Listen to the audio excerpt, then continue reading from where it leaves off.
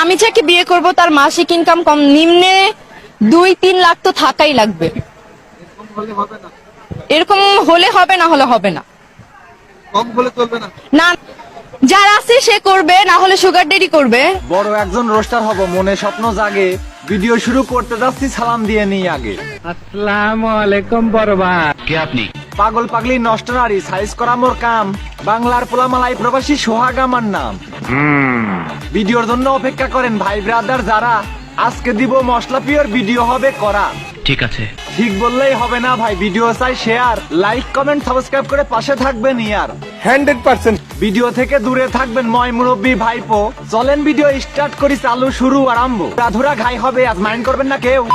এবার উতলে উঠছে থামাতে হবে ঢেউ। ভালো হয়ে যা।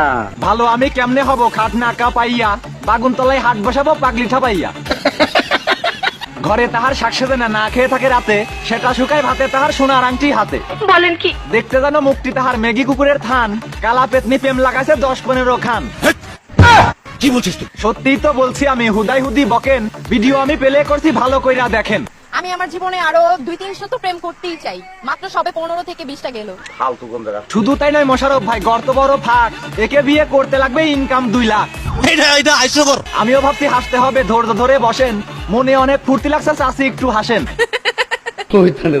আগে শুনতাম 12 ভাতারি কিছু মেয়েরা হয়, এখন দেখি তার চেয়েও বেশি 15টা করে জয়। No problem. প্রবলেম নাই মান্না ভাই, আমিও সেটা মানি, চিন্তা করছি এই খালার গর্তে পড়ছে কত পানি। আমি আর কিছু বলতে চাই না, সাইজ দেখেন জামার, মই লাগাইয়া সুজা করতে ডাকতে হবে কামার।